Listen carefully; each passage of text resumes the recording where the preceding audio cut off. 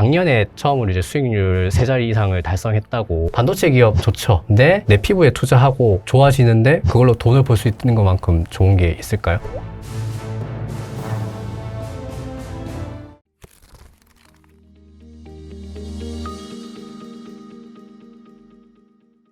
와이스트리트 송일아 기자입니다. 오늘 급하게 모셨습니다. 김인만 부동산 경제연구소의 김인만 소장님. 어서 오세요. 안녕하세요. 네, 오늘 바쁘시죠? 저를 위한 대책인 것 같습니다. 아, 진짜? 대책이 됩니까? 그냥 뭐 제가 먹고 살기 위해서 열심히 하고 있습니다. 오늘 대책 한 줄 총평을 해주신다면? 한 줄 총평, 네. 소문난 잔치 먹을 것 없다. 그래요? 아, 역시. 모두 깜짝 놀래요. 오. 그럼 먹을 게 많은 줄 아니, 이게 아시나요? 도심 주택 공급 확대 및 신속화 방안이고, 원래 25년 연내 발표한다 했다가, 네. 지금 뭐 한 달 이상 미뤄진 거잖아요. 네. 이게 숫자는 크던데? 아, 숫자가 커 보이죠? 네. 예. 6만 호 정도. 수도권 전체 6만 호고 서울이 3만 2천 호. 네. 네. 그러니까 6만 호면 분당 신도시의 60% 정도.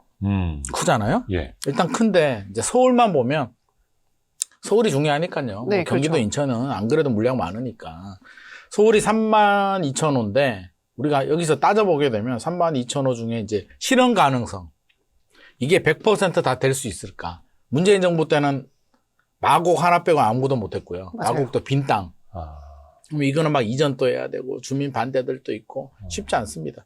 그럼에도 불구하고 저는 큰 점수를 줘서 50%. 아, 절반. 50%는 이재명 대통령이 할 수 있을 것 같다. 이 추진력을 보게 되면. 6만 호 중에서 3만 호. 3만 호 정도는. 3만 호 중에서 3만 2천 호 중에서 1만 6천 호. 그러니까 서울이 중요하니까. 아. 서울만 보자고요. 네. 경기 서울 인천은 3만 2천 호 중에서 절반. 1만 6천 호인데 이 중에 공공 임대가 또 절반 이상 들어갈 거잖아요. 네. 그럼 실제로 우리가 생각하는 일반 분양은 8천 호. 절반. 왜 자꾸 말씀하실 때마다 낮아져요? 아니 그러니까 그럼 이게 100% 민간 분양 물량으로 할까요? 청년 신혼부부를 위해서 임대 그쵸. 물량 많이 넣는다니까요. 아. 안 할 수가 없어요. 사람은 바뀌지 않아요. 근데 그러니까 오늘 임대랑 분양에 이제 그 비율이 안 나왔잖아요. 그 절반 정도로 보시는 거예요? 그것도 많이 쳐줬죠. 많이 쳐줘서 절반. 임대가 더 나올 것 같습니다. 저 개인적으로는. 음. 아니 현 정부 문재인 정부 생각해 보게 되면 항상 공공주도 공공이 먼저기 때문에 아직 대책 내용이 있잖아요. 청년하고 신혼부부 위해서 하겠다는데 맞아요. 일반 분양을 청년 많이 중심으로. 빼면 말이 안 되잖아요. 그러니까 제가 많이 쳐준 거라니까 이거. 50%도 문재인 정부는 하나도 못한 걸 아, 50%나 내가 쳐줬다니까요. 예. 국토교통부는 똑같은 사람들인데 네네네. 단 이재명 대통령의 추진력 때문에 제가 50% 쳐준 거라니까요. 추진력 때문에. 네. 네. 이재명 대통령이 아니었으면 이거 50%안 나와요. 아니, 그러면 6만 호면은 신도시급이었고, 그렇죠. 그 중에 절반이 서울인데, 네. 그 중에 또 절반만 가능할 걸로 보면은, 실제로 한 8,000호 정도 일반 분양 나오지 일반 않을까 생각을 합니다. 네, 오늘 보면은 뭐 용산, 뭐 과천, 태릉CC 뭐 아, 이름만 좋지. 들어 정말 노른자 아니, 땅들 그러니까 많죠. 가슴 지역만 설레이지. 보면 뭐 용산도 있고, 강남, 어딥니까? 강남구청이었나? 아니요, 강남은 여기선 빠졌죠. 강남구청도 네. 있잖아요. 보도는 나왔어요. 네, 네. 맞아. 아, 강남구청도 근데 있다. 그것도 쉽지 않아. 360호밖에 안 되니까. 300? 360호 세대 오. 가구. 이 그러니까 이런 쩌리들은 빼자고요. 네. 이 쩌리지 뭐 360개 가지고 넣고 해보죠. 360호면 거의 나홀로 아파트. 나홀로 아파트급인데 임대 빼버리고 네. 나면 뭐 일반 분양 100몇 개 그렇죠. 나오는 거 큰 가지고 의미가 우리가 네. 그걸 기대하고 신경 쓰기는 그렇고 우리는 이것만 보자고요. 용산하고 예. 과천만 보자는 거지. 음. 용산이 만세대, 과천이 그 9,800세대. 9,800인데 경마장하고 그 방첩사 방첩사. 합쳐서. 그래서 아마도 경마 하시는 분들은 또 깜짝 놀라죠. 나는 어디로 가라는 건가? 아니, 경마장이야 뭐 외곽으로 더 가도 되고. 가도 된다고? 아니, 처음에 과천 가다가 예. 포천으로 옮겨봐요. 안 가죠 그러면. 그럼 어떻게 가? 그 외곽 어디로 가는데요? 갈 데 땅이 어디 있어? 경마장을 만들 땅이. 그 외곽밖에 없는데. 물론 이런 아, 거도 지금 경마가 급합니까? 지금 주택이 급하죠. 그건 정부 마음이고요. 네. 경마장 가는 사람은 내가 급하죠. 과천 시민들은 어떻게 할 것 같아요? 과천 시민들은 공공주택 짓는 게 좋겠습니까? 경마장 있는 게 좋겠습니까? 과천 시민 입장에서 생각해 보자. 아, 거기가 또 하나의 그 공원이니까. 그러니까 경마장이 있으면 내가 놀러 갈 수도 그렇죠. 있고 공원도 있고 거기 있는 사람들이 나와서 밥도 먹고 거기 지역 경제에도 애들 도움이 데리고 되잖아요. 놀러 가기도 되게 좋아요. 그 연결이 경마장. 되잖아요. 네, 경마 아빠는 공원이랑. 경마장, 어. 엄마는 애 데리고 또 그 사이언스 파크 맞아요. 이런 거 하고. 주민들은 싫어해요. 음. 그럼에도 불구하고 이재명 대통령이니까 내가 50% 주는 거라니까. 근데 일단은 용산 국제업무지구에 10,000호. 과천에 9,800원 합쳐서 거의 한 2만 호가 2만 되는 호잖아. 건데 네. 이 정도면 일단 사이즈는 큰 거 아니에요? 거의 크죠. 올림픽 파크 포레온, 둔촌 올림픽 파크 주공이 포레온이 두 개 생기는 거죠. 그렇죠. 서울에 올림픽 파크 포레온이 들어와가지고 서울 주택 문제가 해결이 됐나요? 해결됐어요? 안 됐죠. 그거 안 하는 것보다 낫잖아. 그러니까 안 하는 이것도 것보단 나은데. 해결은 안 되는데 안 하는 것보다는 낫다. 근데 하기도 올림픽 파크 포레온은 주민들이 이제 조합 사업이니까 그쵸, 그쵸. 열심히 했는데 단 서울시도 지금 반대예요. 서울시가 만호 안 한대. 그렇죠. 8,000원이래. 그러니까 서울시가 반대하면 10,000원 못 해요. 어디 그러니까 용산이요? 용산이요. 네. 국제업무지구. 용산 국제업무지구. 그러면 네. 아마도 정부나 대통령실 생각은 지방선거 때 서울시장을 우리 편으로 한번 바꾸자라는 전략이 깔려 있다고 저는 생각을 하고 그러면 10,000원가 되는데 솔직히 제 마음은 10,000원이나 8,000원이나 2,000원 가지고 뭐 대생량을 주겠나. 네. 그리고 이 10,000원 중에도 아까 얘기했잖아요. 된다라는 게 전제 조건으로 10,000원가 나오더라도 공공임대 빼면 5,000개. 이 5,000개 중에 우리 하고 싶잖아요. 업무지구 하고 싶죠. 네. 아, 용산 국제업무지구. 경쟁률이 얼마나 나오겠습니까? 그러니까요. 엄청난 경쟁률이 나옵니다. 그러면 과연 청약. 내가 기다렸다가 용산 업무지구에 당첨될 수 있다라고 생각하시는 분 몇 명이나 될까요? 거의 청약 거의 만점 가져야죠. 예, 만점 가야지. 그리고 당첨이 되면 돈 얼마 나올까요? 여기에. 여긴 분양 엄청 비쌀 것 비싸겠죠. 같은데. 비싸게 나오지. 네. 3기 신도시, 경기도 외곽의 수용 예산은 3기 신도시가 전용 8사가 지금 8억이 넘는데 여기는 아무리 저렴해도 10억. 저는 20억 넘을 것 같거든요. 기본. 분양가. 기본 분양가가 20억. 분상제 팔사. 적용돼도 20억 넘죠. 어. 그러면 우리 청년들이 20억을 주고 여기 들어가느냐. 쉽지 거기는 않겠다. 그냥 임대로 가거나 뭐 임대로 청년주택으로 주든 뭐 가거나. 반반을 임대로 주든 다 임대로 주든 모르겠어요. 그건 어떻게 하는지 계획이 안 나왔는데 임대 물량이 저는 상당하리라고 생각이 되고 그러면 어떤 문제가 생기느냐? 임대 들어가는 사람만 좋다니까요. 나도 들어가고 싶다니까 나 임대. 용산국제업무지구에 주면 나도 들어간다니까요. 예. 그러니까 거기 들어가는 선택받은 간택받은 사람들은 좋은데 나머지 분들은 그럼 차라리 이런 반응들이 나오겠죠. 차라리 거기 업무지구로 그냥 코엑스 같은 걸 개발하면 나도 가서 놀고 문화시설로. 글로벌 도시인데 네. 외국인들도 오고 다 좋은데 거기 왜 간택받은 사람만 거기 임대로 임대를. 거주해야 되는가. 나도 들어가고 싶다. 나는. 그럼 서울의 주택 문제가 과연 얼마나 해결이 될 것인가. 아니 근데 어찌됐든 간에 주택은 공급이 부족하고 공급은 해야 됐고 근데 안 하는 것보다는 나은데 안 하는 이거 것보다 가지고 주택시장의 어떤 특히 서울 아파트 가격의 방향을 돌리기에는 역부족이다 이런 역부족이죠. 취지예요. 역부족이죠. 그러니까 안 하는 것보다는 나은데. 낫다. 근데 용산은 안 했으면 좋겠다. 용산 빼고는 오케이. 아니 그럼 거의 10,000호가 부족하잖아요 서울이. 그러니까 이거 할 수밖에 없는데 용산은 글로벌 도시에 그러면 모든 정책은 명과 암이 있잖아요. 네. 그럼에도 불구하고 서울의 고질적인 부동산 주택 문제가 해결이 되면 오케이.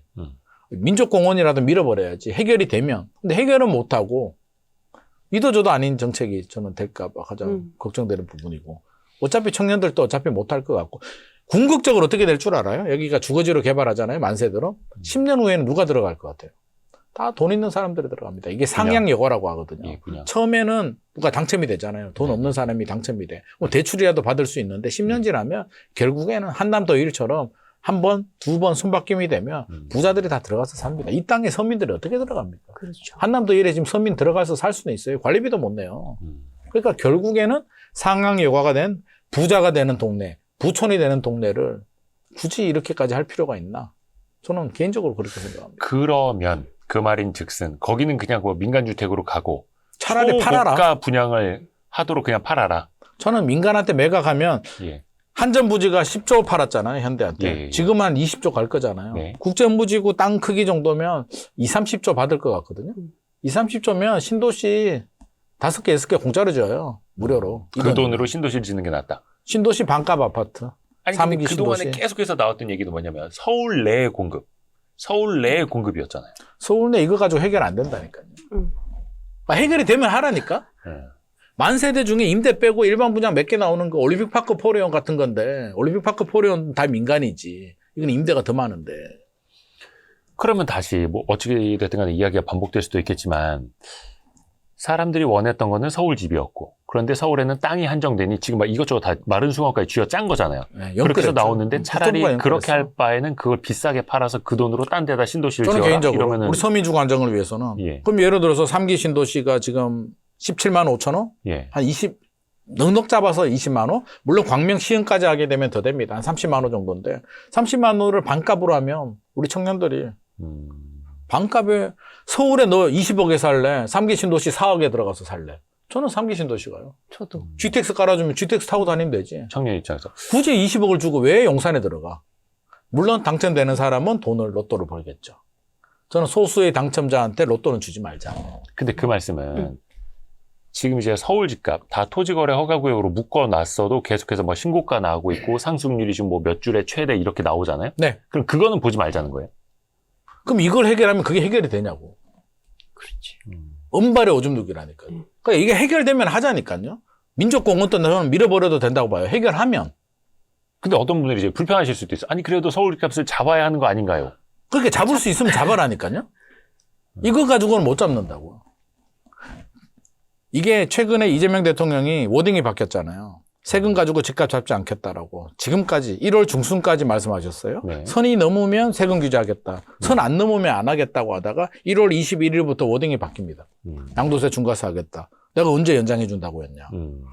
1세대 1주택자도 거주하지 않으면 강하게 혜택을 줄이겠다. 장기보유 특별공제 줄이겠다. 비거주. 보유세도 올릴 수 있다. 이런 워딩이 21일부터 거의 바뀌고 있어요. 공급대책 나오기 전까지 엄청나게 쏟아집니다. 저는 항상 궁금했습니다. 도대체 무슨 일이 있었지? 그 사이에. 1월 21일부터 도대체 무슨 일이 있었던 거야? 대통령실에. 갑자기 대통령이 왜 이렇게 워딩을 강하게 갑자기 180도 다른 세금으로 안 하겠다고 하다가 세금을 강하게 한다라고 할까? 네. 저는 오늘 대책 보고 이제 해법을 찾았다니까. 제 의문점이 풀렸어요. 이유를 찾은 거예요. 왜? 공급 대책으로 안 되는 거 아니까. 그건 대통령도 실토했잖아요. 실토했죠. 근데 이거 봐요. 이거 가지고 믿고 기다리겠어요? 왜 기다리냐면 일단 실현성에서 문재인 정부는 못했어요. 제가 높은 점수 줘서 50% 얘기를 했습니다. 언제? 2017, 8년 계획대로 하더라도 그때 착공 들어가요. 그러면 입주는 2030년 넘어가요. 그러니까 지금 6만 원 발표난 게 가장 빠른 게 27년 착공이에요. 네. 그러니까 임기 이후에 입주한다고. 그나마도 분양 가능성 없죠. 당첨돼도 자금력 부족하죠. 어차피 물량 부족해요. 넘치는 수요를. 서울은 수요 과잉 지역입니다. 서울은 역설적으로 아파트가 한 200만 호 정도 있거든요. 서울에 아파트가 부족해요. 이 땅에 200만 호면 많아. 근데 뭐가 더 많아? 수요가 더 많아요. 그렇죠. 그러니까 서울은 수요 과잉이에요. 그러니까 공급을 늘리려 하지 말고 수요를 빼려고 하라. 그게 근본적인 해결책이라고 될 수 있죠. 그럼 대통령께서 왜 이게 나왔냐면, 자, 처음에는 다주택자 양도세 중과세. 야, 이거 100일 안에 어떻게 팔어? 현실적으로 불가능해. 그럼 계약분까지 인정해 줄게. 막 꼬여. 네네네. 뭔가 갑자기 왜 이러지? 미리 하지? 김용보 정책실장 또 미안하다. 미리 했어야 되는데 우리가 이 공급 대책 때문에. 이거 보면 이게 왜냐면 97 공급 대책을 작년에 발표했잖아요. 그 폭망했잖아요. 97 공급 대책 발표 이후에 집값이 폭등했어요. 그렇죠. 왜? 야, 이거 알맹이 없잖아. 135만 원. 이거 뭐야? 숫자만 컸는데. 사람들이 느끼는 건 답 없다. 정부가 공급 대책 답이 없구나. 각자 도생. 그래서 올라. 이번에도 이거 딱 그대로 놔두면 어떻게 돼요? 답변 반응이 이게 뭐야? 문재인 정부 대통령이 똑같이 나오네? 이걸 대책이야. 진짜 되는 거 맞아? 라는 반응이 나온단 말이에요. 그러면 그 사람들이 사자로 돌아선단 말이에요. 근데 그걸 저는 차단하기 위한 이번에 이재명 대통령의 중과세 워딩은 집주인들을 향한 게 아니라 저는 매수자들을 향했다. 수요. 야, 사지 마. 사면은 너 중과세 당한다? 여러 차례 사면? 집 있는 사람들도 사지 말고, 함부로 사지 말고, 보유하더라도 장기 실거주할 사람만 사. 그거 아니면 너희들 사기 힘들다. 대출도 안 나오고. 그래서 실망스럽더라도 믿고 기다려달라. 사지 말라는 저는 메시지를 던졌다고 생각합니다. 일정 부분 효과가 있죠. 중과세 던지고 보유세도 올린다고 하니까 매수자들이 주춤하잖아요. 그래서 저는 대통령의 워딩은 성공했다. 근데 정부가 원래 작년 말에 이 추가 공급 대책을 예상보다 더 큰 게 온다. 뭐 TF도 만들고. 이게 큰 거예요. 이게 큰 거예요. 6만 원가요? 이게 연끌한 거예요. 국토부가 연끌한 거예요. 아니, 연끌해서 이 정도면 그냥 청년들은 이거 집 사야 되지 그러니까. 않을까요? 네. 이재명 대통령이 판단력이 좀 빠르잖아요. 우리 그건 다 인정이잖아요. 네. 뭐 진보 보수를 떠나서 네. 판단력이 빨라요. 그러면 대통령께서 이번에 공급 대책을 미리 받아봤을 거 아니에요. 네. 저는 1월 21일 이전에 받아봤다고 봅니다. 어떤 생각을 했을까? 야, 정말 잘했어. 야, 이거면 이제 주택 문제 끝났어. 해결해. 라고 생각했으면 뭐하러 6월에 지방선거 앞두고 양도세, 중과세 던져서 양도세, 중과세는 조세 저항이에요. 어떤 식으로든 정치적으로는 불리해요. 물론 선거 구도가 바뀌지는 않을 듯한 판단을 했겠습니다만 마이너스 요인이라니까요. 그럼 정치인이 왜 마이너스 요인을 무릅쓰고 갑자기 메시지를 던졌나? 야, 이거 보니까 야, 이거 답 없다. 나라도 이거 믿고 안 기다리겠는데? 라는 생각은 저는 충분히 했다. 그리고 국토부 장관이요. 11월에 작년 11월에 대책 발표한다 그랬거든요. 공급 대책. 맞아요. 조직 생활 해본 사람들은 다 압니다. 회사의 대표이사나 회장이 하겠다고 합니다. 그럼 누가 말립니까? 그럼 무조건 그 일정에 맞춰서 밤을 새더라도 합니다. 만들어야죠. 그게 조직이에요. 국토부 장관이 12월에 발표한다고 했는데 그걸 안 했다는 얘기는 국토부가 일을 안 해서 그럴까요? 정말 없어서. 영끌을 해도 아니 위에 보고했는데 위에서 리젝 맞았겠지. 야 이거 가지고 뭐 하냐. 더 준비해야지. 그래서 시간을 한 달 더 벌어서 발표한 게 이 내용인데 아마 저는 국토부 담당자들은 밤샜을 것 같습니다. 이게 쉬운 내용이 아니에요. 일일이 발굴해서 협의하고 짜내고 한 땀 한 땀. 그러니까 마른 이게- 수건을 짜냈는데 더 짜와해서 한 달 더 짰는데 그게 이게예요. 그러니까 국토부 담당자는 진짜 아마도 눈알이 지금 뻘걸걸요. 잠을 못 자가지고. 그 김인만 사람들한테 소장님도 지금 눈이 빨개져요. 네. 저는 대책 때문에 눈이 뻘겋고요. 국토부 담당자는 대책 만드느라고 뻘겋습니다. 안약 좀 사주셔야 돼. 진짜로. 그래서 결국에는 그래서 이게 연결고리가 되는 거죠. 양도세 중과세하고 공급 대책이 따로가 아니라 이게 패키지였다는 거죠. 아니 근데 이제 그러면 서울 내에서는 마른 수건을 짜내도 안 되면 다른 지역으로 좀 하면 될 텐데 이건 이제 시간은 걸리겠습니다. 3기 신도시 이제 입주 시작하는 게 있잖아요. 네. 그거는 좀 오래 전부터 준비해 왔고 네. 그때 저거 언제 되느냐 했는데 이제 입주가 되면 어떻게 좀 시장에 영향이 있을까요? 성기 신도시 언제 입주하는데요? 26 여기 나왔던데 그게 단지 입주 하나가 이제 시작하는 것들 제일 빠른 게 인천 계양 인천 계양에 그게 제일 빠릅니다. 네. 나머지는 아직도 분양 안 한 데가 더 많고요. 토지 보상이 안 된 데도 있습니다. 그러니까 보상도 안 된 데가 있다고요? 그럼요. 보상 아직 다 안 끝났어요. 모든 지역이 끝난 게 아닙니다. 그러니까 올해 분양 물량이 공공 분양이 29,000호 나오는데 하남 교산 신도시 가장 인기가 있는 곳은 올해 안 나옵니다. 분양 물량. 뭔가 처리가 진행이 제대로 안 되고 있다는 얘기고요. 인천 계양은 솔직히 늦게 나와도 됩니다. 인천에 지금 물량이 없습니까? 그렇죠. 인천 경기는 물량 많아. 그러니까 3기 신도시 물량이 나오면 도움이 돼요. 도움은 되는데 이게 한 번에 3기 신도시가 몇 세대인 줄 아세요? 많은데 그 중에 이제 우리가 알고 있는 빨리 진행이 되는 게 하남 교산, 네. 남양주 왕숙, 고양 창릉, 부천 대장, 인천 계양. 네. 이 5개가 핵심이잖아요. 예. 광명 시흥은 늦게 발표했기 때문에 시간이 더 오래 걸립니다. 예. 이 5개가 다 합쳐도 17만 5천 호예요. 다 합쳐도. 물론 용적률을 올려서 더 늘려도 20만 호 정도? 네. 다 합쳐도 20만 호라니까요. 그럼 135만 호에 택도 없이 안 되는 거고 이것도 순차적으로 나와요. 2026년에 인천 계양이 뭐 입주 빠르면 한다는데 그거 하나만 입주하고요. 나머지는 2027년에 찔끔? 8년에 찔끔? 그럼 우리가 생각하는 20만 호는 언제야? 다 2030년 이후입니다.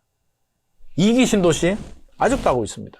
파주하고 김포하고 아직도 하고 있어요. 그러니까 이거 오래 걸린다. 한 번에 20만 호가 나오면 안정이 되죠. 1기 신도시처럼. 1기 신도시가 왜 성공했는데요? 그 많은 물량이 한 30만 호 정도가 1992년, 3년에 그냥 2년 동안 확 들어오니까 공급 과잉이 생기는 거예요. 안전. 지금 찔끔찔끔 이렇게 나오니까 실제로 큰 효과는 없다. 근데 이게 안 하는 것보다 낫다. 현재를 놓고 보면 당연히 집 하나 짓는데 뭐 예전에 누구 장관처럼 빵 굽듯이 나올 수 있는 것도 아니고 그럼요. 수년이 걸리는데 힘듭니다. 근데 앞으로를 보면 지금이라도 준비는 해야 되겠고 네. 그러면 이제 문재인 정부 때도 뭐 김현미 장관 시절에도 그런 뭐 공급 필요 없다고 했다 나중에 이제 발동이 걸리기는 했습니다만 네. 그게 효과를 내는 시점이 5년 전, 7년 전 거였으면 이제 올 그나마 거 아니에요. 다행이죠. 지금부터. 그나마 다행이라니까요. 3기 신도시가 문재인 정부는 어쩔 수가 없었고 이제 그나마 그거라도 나오면 그게 저는 본격적으로 나오는 물량들이 한 2028년 이후에 이제 본격적으로 나올 텐데 근데 지금 또 분양 물량을 보게 되면 분양 많이 안 했어요. 본 청약, 사전 청약을 많이 했고 사전청 예. 그게 사전 청약과 본 청약을 잘 모르는 분은 다른 물량인 줄 아는데 했던 걸 또 하는 거야. 아하. 1000개 할 거 중에 800개 사전 청약하고 200개를 또 하니까 계속 나오는 것처럼 이제 우리가 착각이 하는 거고 실제로 그렇게 많은 물량이 나오지는 않았다. 그리고 그것도 인천 경기 지역이고 교통망도 빨리 좀 돼야 되는데 GTX가 아직도 GTX-C는 착공도 안 들어갔습니다. 그러니까 서울 분들한테 제가 청년들한테 많이 물어보잖아요. 예. 작가들도 있고 스태프들도 있고 예, 제 주변에 기자들 물어보면 한결같이 야 3기 신도시 청약해야 돼. 좋아. 그러면 다들 거기 서울도 아니고요. 교통이 불편해서 되겠어요. 다 그 얘기를 하거든요. 네네네. 그러니까 서울의 무주택 수요를 흡수하려면 교통망도 GTX, C도, B도, A도 중간 구간 빨리빨리 교통망 개선해야 되고 신도시도 빨리빨리 해야 되는데 빨리 한다고 하는 게 문재인 정부 때 2025년에 한다고 했거든요. 네, 3기 신도시. 네, 네. 벌써 2025년 지났네.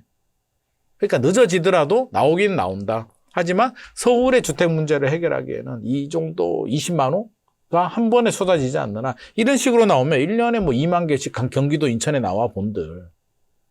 근본적으로는 안 된다는 근데 거죠. 이거 들으시는 분들이 사실 이제 저희도 답답하고 보시는 분들도 답답하실 답답하지. 텐데 이재명 이 대통령 얼마나 답답하겠어요. 공급도 그렇고 부동산 대책이라는 게 왜 자꾸 돌고 돌았는데도 제자리인 것 같고 네버랜딩 스토리이기 때문에. 공급이 부족이 문제가 아니기 때문입니다. 왜? 수요 과잉이니까. 그러니까 이게 원인을 제대로 다시 짚어야 되는 거예요. 저는 왜? 자, 서울에 아까 제가 200만 원 있다고 했잖아요. 이게 많아요. 많은데 수요가 집값은 심플해요. 아주 단순합니다. 수요와 공급이 있는데 수요보다 공급이 많으면 떨어지는 거고요. 수요보다 공급이 부족하면 오르는 겁니다. 네. 그럼 이게 다 상대적인 거잖아요. 그렇죠. 상대적인 거죠. 문재인 정부 때 1년에 4만 9천 호의 입주 물량이 나왔습니다. 예. 올해는 입주 물량이 임대 아파트 포함 2만 8천 호입니다. 문재인 정부 때의 거의 반에 가깝죠. 네. 임대 빼면 17,000호밖에 안 됩니다. 음. 문재인 정부는 올해 2026년보다 입주 물량이 2배 정도 많았음에도 집값이 왜 올랐을까? 매물은 잠기죠. 양도세, 중과세. 양도세, 중과세가 매물을 잠그는 거예요. 최고 세율이 82.5%가 되니까 네. 머리에 총 맞은 사람 아니고 10억 남았는데 8억 세금 내고 2억 자기 가지고 가는 사람은 이 세상에 저는 없다고 생각합니다. 정부 관계자도 고위 관료들도 그렇게는 안 할 겁니다. 관료도 안 팔죠. 판다 그러면 이혼당합니다. 부인이 그걸 승낙을 해줄까요? 미쳤다고 하죠. 그렇죠. 그러니까 증여. 아니, 그러니까 그 상속. 죽을 때까지 상속을 간다. 하거나 중개를 하거나 보유를 하거나 월세로 돌리거나 여러 가지 전략을 하면서 매물 잠김이 생깁니다. 그러니까 자 입주 물량이 4만 9천 호가 나왔음에도 매물이 안 나옵니다. 공급은 두 종류가 있거든요. 입주 물량이 있고 매물이 있는데 매물이 안 나오고 입주 물량 4만 9천 호를 버티려는데 그럼 수요가 없으면 되는데 문재인 정부 때 수요가 폭발하잖아요. 그렇죠. 영끌하고 너도 나도 불안하니까 막 사고 네네. 번지고 난리. 그러니까 수요가 더 많으니까 오른 거예요. 지금은 입주 물량이 더 부족해요. 이제 공급 절벽도 5월 9일 이후부터는 이제 현실화되잖아요. 5월 9일 전만 그나마 물량이 좀 나올 겁니다. 매물. 금매물 나올 거예요. 양도세 중과를 피하려고 하는 금매물. 3월, 4월에 나옵니다. 그래서 그럼 집 사려는 그때- 분들은 3월, 4월을 노려보시면 돼요. 금매로 잡을 수가 있어. 5월 9일 지나면 이제 잠깁니다. 증여를 하거나 보유를 하거나 제가 어제 만난 분은 월세로 돌리겠답니다. 안 팔고. 왜? 이제 패키지거든요. 보유세 올리는 거 알거든. 보유세 올리면 내가 보유세 내야 되니까 버티려면 내야 되니까 전세를 월세로 돌리면 이게 강남 상구에 있는 아파트인데 연 5천만 원 나온답니다. 연 5천만 원을 받아서 내가 쓰는 게 아니라 나 세금 내고 버티겠다. 그러니까 세입자 전가입니다. 그러니까 여러 가지 이미 시장은 이미 이제 다 준비를 하고 있습니다. 그렇죠. 팔 사람들은 팔고 팔더라도 어디 팔아요? 강남 한 채, 노원구 한 채 있으면 노원구를 팔겠죠? 좀 똘똘한 한 채 남. 노원구 한 채, 평택 한 채 있으면 평택을 팔겠죠. 지방 한 채, 경기도 한 채 있으면 지방을 팔겠죠. 그러면 상대적으로 열세지인 지역들은 이제 매물이 늘어나는 거고, 강남 같은 핵심 지역들은 이제 잠그죠. 그러면 공급 물량, 절벽. 그러면 이게 수요를 제어를 해야 되는데, 그러니까 수요를 제어하는 방법이 이제 세금 규제가 되는 건데, 이게 얼마나 성공할지는 이제 다 중요한. 아니 포인트죠. 그렇게 양도세 뭐 중과 세금 규제를 해서 매물이 잠기고 공급도 이렇게 안 되면 그럼 수요를 더 수요는- 눌러야지. 수요를 누르는 지금 유일한 방법은 수요를 누르는 거죠. 아니, 그래서 지금은 서울에 매물이 없어요. 네. 이거는 공급이 적은 것도 있고, 집 가진 사람들이 안 팔려고 하고, 다주택자마저도 안 팔려고 하고, 못 팔죠. 1주택자는 한 번 서울 집을 팔았다간 다시 서울로 못 못 들어오죠. 돌아온다라는 학습 효과가 쌓였고, 네. 그러면 이제 수요를 눌러야 하는데, 세금으로 누르면 누를 수 있습니까? 아니면은, 뭐 지역 균형 발전, 아니면 뭐 메가시티만, 이거는 너무 이제 오래 걸리는 일이고, 당장은 그러면. 수요를 어떻게 그러니까 눌러요? 역지사지 세금밖에 해보자고요. 우리가 다주택자 입장도 되어보고 예, 1주택자 입장도 되어보자고요. 다주택자 입장이면 정리하고 싶을 거예요. 이미 많은 분들이 정리했고 최근에 트렌드가 똘똘한 채입니다. 절대 시장은 정책에 맞서지 않아요. 어떻게 맞서 내가. 문재인 정부 때 얘기를 했잖아요. 주택수 여러 개 가지면 너희들은 힘들어. 다주택자 양도세 중과세, 취득세도 중과세, 보유세도 중과세. 그 시장은 거기에 따라서 똘똘한 채로 갔어요. 네. 이미 많은 분들이 똘똘한 채로 갔어 이미. 근데 그나마 남아있는 수요들이 지금 또 남아있어요. 그분들은 5월 9일 전까지 그나마 계약이라도 하려고 트라이 노력을 할 거고요. 그래도 안 되면 이제 82.5% 낼 수는 없으니까 이제 플랜 B로 갈 거잖아요. 그러면 1주택자는 거주하지 않으면 장기보유 특별공제를 줄인대요. 예. 그러면 팔까요? 거주를 할까요? 거주를 하겠죠. 거주하겠죠. 그러니까 거주하니까 전세 매물도 안 나오네? 그렇죠. 원래 세입자한테 준 집이에요. 나는 수원에 살고 예를 들어서 수원에 전세 살고 강남 집을 예를 들어서 전세를 줬어요. 네. 예를 들어서. 그런 분들 있죠. 근데 세금이 집값이 엄격결에 10년 동안 많이 올랐어. 근데 장기보유 특별공제 혜택을 줄이겠대. 그러면 줄이기 전에 팔까요? 내가 전세를 빼서 이 집에 들어가고 세입자를 보낼까요? 세입자를 내보내죠. 세입자 보내고 내가 들어와야지. 그럼 그러면 세입자는 어떻게 해요? 세입자까지 걱정해야 돼요, 지금? 내가? 내 코가 석자인데? 그러니까 그 말인 즉슨 전세가 더 귀해지고 전세 가격이 올라가고 더 귀하죠. 월세로 전환되고 월세 월세 가격이 가격도 올라가고. 올라가고. 매매, 전세, 월세 난이 된다니까. 근데 실제로 지금도 그러고 있고. 그렇죠, 아니, 그렇죠. 그 상식이잖아요. 내가 집주인이면 장기보유 특별공제 혜택이 줄어든다고 한 채를 팔아서 그럼 어디 가? 양도세도 좀 내야 되고. 원래 집이라는 건 팔고 나면 똑같은 집 가기가 더 힘들어져요. 돈을 더 보태야 되니까. 그러니까 그러면 대부분의 선량한 1주택자는 보유 전략이죠. 나 집 하나 있는데 내가 뭔 죄를 졌어. 죄의식도 없어요. 집 하나 가지고 있는 건 뭔 죄야. 그러니까요.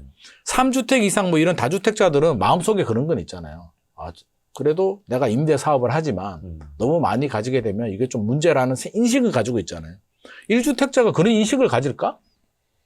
아니요. 저는 아니라고 봐요. 그러니까 이게 1주택자가 팔지 못하는데 그러면 정부는 어떤 시그널이냐면 거주하는 사람 아니면 들어오지 마라라는 수요 억제 정책을 하고 있는 건데 또 생각해 보게 되면 지방에 계시는 분 입장에서 보면 서울 집값 계속 올라가요. 10년 동안. 그렇죠. 지방 집값 안 올라가요. 그럼 어떤 마음이 들까요? 상대적으로 할 수 있으면 서울로 진입을 하든지 안 되면 어떻게든 수단과 방법을 안 가리고 고민을 해야 되기 때문에 결국 서울로 향하는 수요는 늘어난다. 그럼 제가 또 다시 돌아와서 답답한데 근본적인 문제는 뭐냐? 수요 분산이죠. 서울 수요 분산. 어떻게? 강제로 이주시킬 수는 없는데 그럼 서울은 왜 수요가 이렇게 많을까 생각해 보게 되면 서울의 일자리. 그렇죠. 대기업 본사들이 전 세계에 대기업 본사가 수도에 다 몰려있는 나라가 대한민국밖에 없지 않을까요? 그렇죠. 거의. 미국만 하더라도 다 다르잖아요. 일본도 그렇고. 우리는 서울에 다 있어. 대학교도 서울에 다 있고요. 신기하게 10위권 대학교가 다 서울에 있어. 포항공대 빼고. 의대는 좋고. 그러니까 지방에는 지방대 의대와 지방대 두 개만 있잖아요. 이제. 일자리 있죠. 백화점? 지방에서 서울까지 와요. 백화점 쇼핑하러. 왜? 서울 롯데백화점, 신세계백화점 얼마나 좋아. 명품들 다 있는데. 모든 인프라, 연예인들도 서울에 있고. 글로벌 도시에. 그럼 이거를 해결하려면 어떻게 해야 되느냐? 앞서서 이제 잠깐 얘기를 했는데 지금 뭐 통합특별시? 네. 5극 3특? 네. 이거. 메가시티. 메가시티. 메가시티 하면은 또 입장을 바꿔놓고 생각하자. 역지사지 해보자고요. 메가시티 하면 예를 들어서 제가 대전에 산다고 생각을 해요. 대충특별시.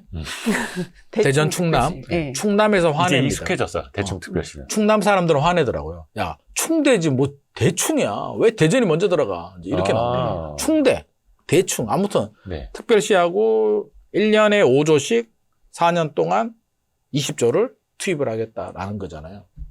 좋아진다고 생각할까요? 안 좋아진다고 생각할까요? 20조를 어디다 쓸까? 쓸 데가 없을. 제가 볼 때는 이제 힌트가 도시재생 뉴딜 사업이 저는 떠오릅니다. 문재인 정부 1호 부동산 공약 정책이었습니다. 도시재생 뉴딜. 그게 처음 나올 때만 하더라도 사람들이 재개발이라고 착각했어요. 네. 뭔가 낙후된 도심을 정비를 하니까 좋아진다고 생각했는데 그게 1년에 10조씩 5년 동안 50조를 쏟아붓겠다고 했는데 실제로는 50조까지는 안 들어간 것 같고 10조 이상은 투입을 된 것 같거든요. 뭐 한 거예요? 뭐를 한 거예요? 내 말이. 그럼 뭐 했어? 뭐 했을까요? 썼다면서요? 네. 그럼 몰라. 벽화 그리고. 시장 같은데 천장 이렇게 만들어주고, 아, 앞치마 나눠주고, 예. 세탁실 만들어주고. 그게 뭔가 개선이 됐을까? 벽화 한번 그리고요. 얼마 들은지도 몰라. 그 아무도 몰라. 돈 어디서 쓴지 아무도 몰라. 벽화 그렸는데 그것도 계속 그려줘야 되거든요. 한 5년 지나면은요. 이제 지저분해진다. 그렇죠. 닭을 알죠. 그리고 나면 네. 닭을 그리면 5년 지나면 닭 벼슬이 없어져요. 막 낡아가지고 날개도 없어지고 닭이 죽어. 그럼 새로 그려야 되는데 그 돈을 다 어디다 쓰는지 앞치마 나눠주고 단적인 예로 세탁실을 만들어줬거든. 창신 숭이동에 실제로 기자가 취재한 건데 어디다 만들어줬냐면 그게 경사도가 굉장히 심해요. 세탁실을 동대문 왜 옆에. 만들어요? 코인 세탁소 코인 같은 세탁소요? 거요? 동네 주민들이 빨래하라고. 빨래방? 그게 네. 빌라 이런 거니까 아. 공짜 세탁실을 만들어주는데 어. 어디다 만들었냐면 제 꼭대기에 있는 집이 비어가지고 거기다 만들어준 거예요. 이불. 할머니들이 무릎하기 아파 죽겠는데 빨래 질문 미고 위에 가서 빨래하고 올까요? 그냥 근데 제 생각에는 아마 세탁기 한 200만 원짜리를 한 1000만 원 주고 사지 않았을까. 아. 그럼 그거 아니고는 10조가 어디 간겨. 그러니까 그런 식으로 선심성 예산을 다 타먹더라. 그러면 이번에도 20조를 쏟아붓게 되면 뭐 도로 하나 만들어주고 1억 주고 할 사업 뭐 2억 3억 주고 하지 않겠습니까? 저는 그렇다고 봅니다. 그러면 어떻게 해야 되느냐. 취지는 오케이. 네. 지방을 살려야 되니까. 일자리죠. 그렇죠. 대기업이 핵심이죠, 그게. 대충 특별시에, 대충해서 충대 특별시에, 네. 아무튼 통합 특별시에 음. 대기업이 가게 되면 저는 20조가 일자리 창출에 써야 된다고 생각합니다. 그렇죠. 삼성, SK, 현대자동차가 뭐 대전이든 대구든 부산이든 광주든 간에 투자를 하게 되면 야 우리 지자체하고 협의해서 땅 많잖아요. 땅 50년간 무상으로 제공해 줄게. 법인세 안 받을게. 좋아. 미국처럼 보조금 줄게. 20조 중에 얼마 필요해? 공장 짓는데 돈 필요하다고? 해줄게. 이렇게 해줘도 될까 말까잖아요. 사실 그게 쉽지는 않죠. 왜냐면은 보조금 몇 년 주고 법인세 몇 년 안 받는다고 반도체 공장을 새만금으로 옮길 수는 없잖아요. 그래도 해야죠. 그 반도체를 빼라는 게 아니라 추가 투자를 하는 거죠. 그러니까 새로운, 그렇죠. 그러니까 땅 공짜로 더 줘. 짓는다, 그러니까 땅을 50년간 공짜로 주고, 예. 전기 저렴하게 주고, 법인세 10년 동안 깎아주고, 보조금을 준다는데, 대기업들도 고민하지 않겠어요? 또 청와대 불러서 한잔 하면서 얘기하잖아요. 야, 지방 발전 좀 해야지. 근데 그 시도를 안 했을까요? 안 하죠. 왜 안 하는 줄 아세요? 왜요? 표에 도움이 안 되거든요. 지방은 어차피 1번, 2번 표가 나와요. 그거 왜 해? 정해져 그리고 있고. 그걸 투자한다 해봐요. 누가 좋아해요? 기업이 좋아하겠어요? 서울 사람들이 좋아하겠어요? 누가 좋아해? 정치적으로는 아무런 의미가 없어요. 정치인한테 이 얘기 하잖아요. 다들 관심이 없어요. 다른 얘기예요, 이거. 나하고 관계가 없어. 그러니까 공공기관 같은 거는 이제 대부분 이전을 많이 했습니다만. 공공기관 이전에 효과 없습니다. 그렇죠. 그거는 뭐 다니시는 분들 세종시 별로 보면 없고. 알잖아요. 세종시 이전에서 주말 부부 하잖아요, 여기. 세종시 이전에서 서울 집값 해결이 됐냐고. 버스 없애라 그래가지고 지금 또 화가 잔뜩 났습니다. 버스를 왜 없애래요? 통근버스를 서울로 가는 통근버스를 없애라고 또 한 말. 없애면 차 타고 가야지. 공공기관 지역으로 네. 이전했지만 주말 부부 하고 있고 출퇴근하고 그게 있으니까 근본적으로 문제가 뭔지 알아요? 그냥 세종시가? 사람을 묶어놓으라고 해요, 거기다가. 그러니까 세종시의 말뚝 박아서. 근본 문제는요. 신도시를 만든 게 문제예요. 공공기관을 대전 근처에 만들어주면 알아서 필요하면 아파트도 짓고 대전이나 충남에 알아서 개발이 되는 거지. 그걸 신도시를 만드니까 누가 가요? 대부분 대전하고 충남에 계시는 분들이 세종시가 넘버원이에요. 아하. 다 세종시가 꿈이에요. 그쪽 지역의 서울이라니까요. 그러니까 원도심이 공동화 현상이 생긴다고. 서울 분들은 세종시를 투자만 하지 들어가서 살진 않아. 전세 끼고 투자만 해둔다니까요. 그 세종시 전세가율이 낮잖아요. 외진 투자 수요들이 많으니까. 그게 옳은 도시냐는 거지. 돈을 그렇게 쏟아부었는데. 차라리 저는 지나고 나니까 그때 MB 때였나요? MB가 그거 한번 정운찬 예. 총리가. 총리 당시. 네. 그거 하다가 이제 아웃되셨는데 그때 민간 관 복합개발 도시 만들겠다고 했거든요. 저는 그게 지금 생각하니까 옳았다고 봐요. 기업들도 그때 내려가야 된다고 했거든요. 공공기관과 기업이 내려가는 도시를 만들겠다. 그게 맞는 거였지. 하이닉스 공장 내려가는 게 그 공무원 다 내려가는 것보다 훨씬 나아요. 그렇죠. 소비 수준도 틀려. 성과급 한번 받아봐요. 그럼요, 그 동네 그럼요. 난리 나는데 공무원이 무슨 성과급을 받아. 월급 좀 올라가면 다행이지. 그렇지 않을까요? 그게 패키지로 민간과 공공기관이 같이 내려가는 이런 미니 신도시. 아파트는 너희들이 알았어. 아파트 짓지 마라 그래도 지어요. 그렇죠. 일자리가 생기는데. 사람이 몰리는데. 그러니까. 평택이 한창 그렇게 해서 아파트 공급하고 빌라 공급가 엄청 많았잖아요. 평택은 너무 많이 지었어. 그러니까. 그것도 좀 자제해야지. 급발진했죠. 급발진해가지고 반도체에 사람 얼마 있다고 막 지어대가지고. 그거는 지자체가 잘못한 거고. 근데 어찌됐든 간에 좋은 일자리가 있으면 사람이 모이고 거기에 인프라는 자연스럽게 사람들 형성이 그러잖아. 된다. 네. 야, 거기 대전까지 내려갈까? 내려갑니다. 하이닉스, 삼성전자 월급 주고 인센티브 주는데 나도 내려간다. 하이닉스 이제 초봉이 뭐 4억이네 6억이네 하고 있는데. 그거 안 내려가겠어요? 가죠. 네. 제주도 해남에다 만들어봐. 해남도 가. 연봉 주는데 왜 안 가? 가요. 그러면 인재가 없다고 지방 국립대에다 또 투자해줘. 교육 예산 남아 돌잖아요. 네. 그 아이패드 같은 패드를 왜 학생들한테 나눠주냐고. 지방 국립대학교에 투자해서 포항공대처럼만 만들어줘라고요. 그러면 우수한 인재들이 굳이 서울로 왜 가? 제가 고등학교 때 저희 학교가 공부 좀 잘하는 학교였거든요. 제 친구들 연대 고대 안 갔어요. 서울대는 가. 서울대는 넘버원이니까. 연대 고대 안 가요. 왜? 우리 엄마 아빠 힘든데 연고대를 왜 가? 경북대 부산대 가지. 그래도 취직하고 먹고 사니까. 대기업들 다 맞아요. 있었죠. 그렇죠. 지금 대기업 없어요. 삼성 애니콜 구미에서 만들다가 지금 베트남 갔잖아요. 그러니까 대기업 일자리라니까요. 근데 정치인들이 그거는 몰라 이렇게 정치인들은 자기 표에 도움이 안 네. 되니까. 표에 무슨 도움이 돼요? 그거 안 해도 다 찍어주는데. 서울표만 날아가지. 말하고 보니까 또 답답하네. 근데 이게 사실 많은 사람들이 생각은 하고 있는 거예요. 생각도 안 하는 것 같아요. 그래요? 아무도 생각 안 하더라고요. 근데 이게 참 제가 시간 정치인들을 가능성이 만나서도 얘기하면 다들 시큰둥해요. 뭔 개소리냐? 아니 네가 왜 이거는 얘기해? 그러면은 대통령도 알 거 아닙니까?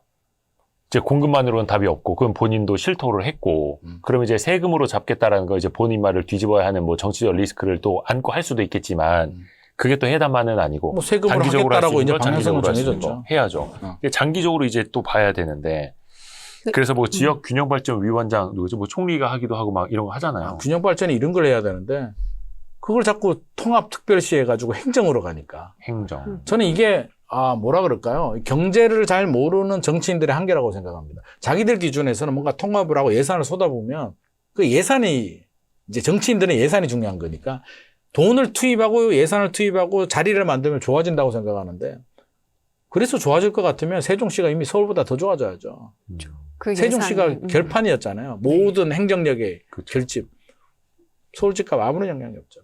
근데 이번 공급 대책을 다시 보면 그 정비 사업 규제 완화 이런 얘기는 없잖아요. 별로 없어요. 그거는 서울시가 하는 얘기고.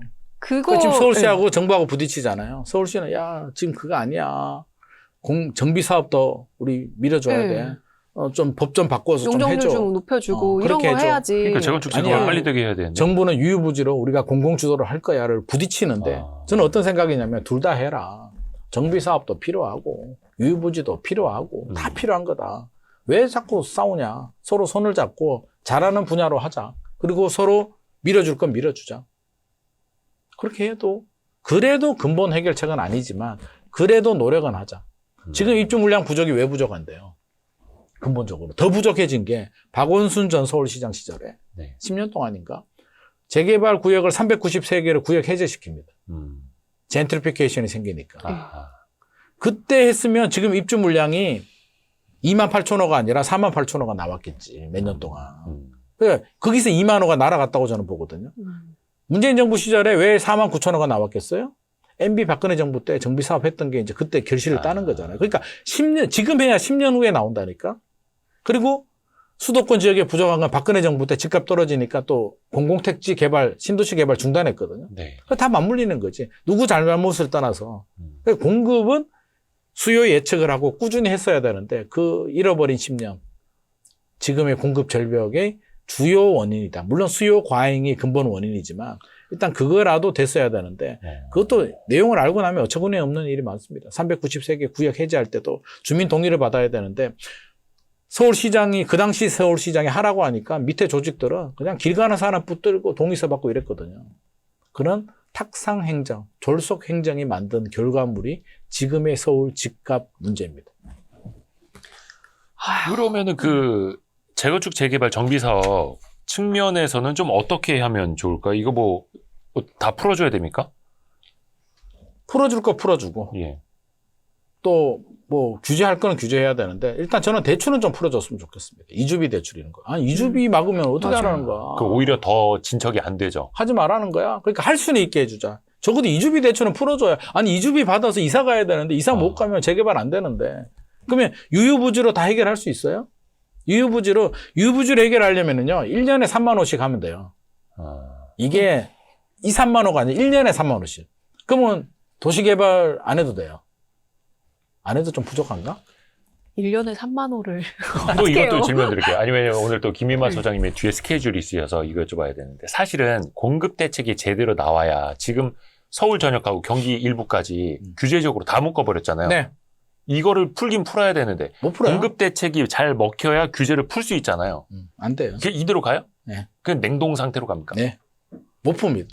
이미 오세훈 서울시장이 답을 줬잖아요. 뭐라고요? 2025년 2월에 풀었다가 한번 난리가 깜짝 났기 놀랐죠. 때문에 네. 그게 학습 효과가 돼서 지금 규제 지역을 풀 수 있는 용기 있는 사람은 없습니다. 그거는 그때 강남 3구였잖아요. 이제 다 묶였잖아요. 근데 이게 규제라는 게요. 풀면은 풍선 효과가 생기거든요. 사람 심리가. 그래서 묶기는 쉬운데 풀기는 어려운 게 규제예요. 규제를 풀 수 있기 가장 좋은 시점이 집값 떨어졌을 때. 그렇죠. 2022년 말, 2023년 초, 2023년 1.3 대책 때 토지 거래가 또 다 풀었어야 돼요. 집값 떨어져. 그때 못 푼 부작용이 그때 규제들 많이 있었잖아요. 네네네. 지금 다주택자 양도세 중과도 그때 풀었어야 되거든요. 근데 그걸 국회법에 막혀서 못 푸니까 그냥 시행령으로 유예를 시킨 게 이제 지금까지 온 거예요. 그러니까 지금 현 정부도 얼마나 머리가 아파. 이게 연장이 되다 보니까 연장을 해주느냐 마느냐 가지고 지금까지 고민한 거 아니에요. 그때 폐지를 했으면 역설적으로 규제지역 지정하는 순간 다시 부활하니까 효과가 11호 대책 효과가 엄청나게 컸겠죠. 근데 이걸 유예를 해버리니까 11호 대책 투기과열지구 조정 대상 지역 효과도 떨어지고. 그러니까 규제라는 게 그렇다니까요. 이제 서울 전역 묶었잖아요. 못 풀어요. 이거 풀면은 난리가 나는데. 전세 끼고 살 수 있다. 사람 마음은 그거잖아요. 야, 못 사기에 막았는데 아빠가 공부하라고 방문에다가 못을 박아버렸는데 너무 심했나? 열어주는 순간 애는 바로 튀어나갑니다. 친구 만나러. 그런 효과가 나오는 거죠. 그러면 물론 기다리면 애가 정신 차려서 공부 열심히 하는데 부모가 그때까지 기다려줄 수 있냐는 거죠. 그러니까 정부도 풍선 효과 생겨서 집값이 올라갔다가 시간이 지나면 안정이 될 텐데 그때까지 기다리는 정부는 없을 거라고 봅니다. 그러니까 굉장히 좀 이 규제는 간다. 이제 못 푼다. 서울 집값이 떨어질 때까지는 저는 못 푼다고 생각합니다. 한번 묶은 규제는 못 푼다. 지금 노도강도 못 풀었잖아요. 그러니까. 그때 노도강 풀어달라 그러고 얼마나 억울했어요. 노도강 어처구니 없었죠. 정부 내부에서도 아 우리 너무했나? 노도강은 좀 너무 과했나라는 반응이 실제로 있었거든요. 그런데도 그런데도 못 푸는 못했죠. 그럼에도 불구하고 노도강 집값이 떨어졌느냐? 지금 더 올랐죠. 어렵습니다. 규제는 못 풀고 공급 묶어놨는데 대책은 또 올라. 근데 집값은 네. 또 올라. 지금 노원구 집값 올랐어요. 올해 1월 돼서. 이번 공급 대책은 과천은 그럼 좀 효과가 있다고 보세요? 과천. 어떤 효과? 아니, 집값 과천에 상승. 물량이 나오면 무슨 효과? 이거 누구 코에 붙여요? 만호가 올해 나오면 된다니까? 용산하고 과천이 만호가 올해 나오면 올해 좀 도움이 되죠. 올해 입주 물량이 임대 포함 2만 7, 8천 원밖에 안 되니까 만호 나오면 4만 얼마 나오니까 문재인 정부 수준가 되죠. 그래도 서울 집값은 안정이 안 되죠. 문재인 정부 4만 9천 원 나와도 안 됐으니까. 김인만 소장님과 함께 오늘 1월 29일에 나왔던 정부의 그 대책에 대해서도 평가를 해봤고 우리가 장기간에 걸쳐서 고민해봐야 할 지점도 충분히 던져주신 것 같습니다. 그래서 지역 균형 발전을 비롯해서 이거는 우리가 좀 우리도 언론 사니까 이런 이야기를 좀 계속 해야겠네요.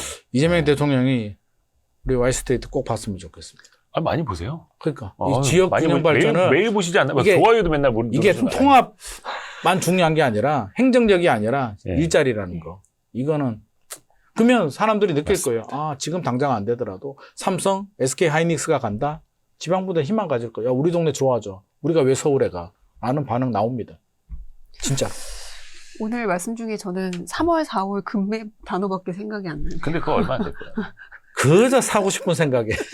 그러니까 그것도 근데 근데 내 집 물량이 마련하시는 분들은 3월, 4월 금매물 노려봐 줘도 되고. 네. 근데 다주택자들이 지금 정부 규제가 강화되고 있기 때문에 뭐 주택수 늘리거나 무리한 투자하는 건 아니고요. 그러니까 절대 정책에 맞서지는 말기 바랍니다. 단 거주할 수 있는 10년 거주할 수 있는 실수요자들은 3월, 4월 금매물 노려보셔도 좋습니다. 아유 고맙습니다. 아유. 김인만 소장님 고맙습니다. 감사합니다. 감사합니다. 고생하셨습니다. 고생하셨습니다.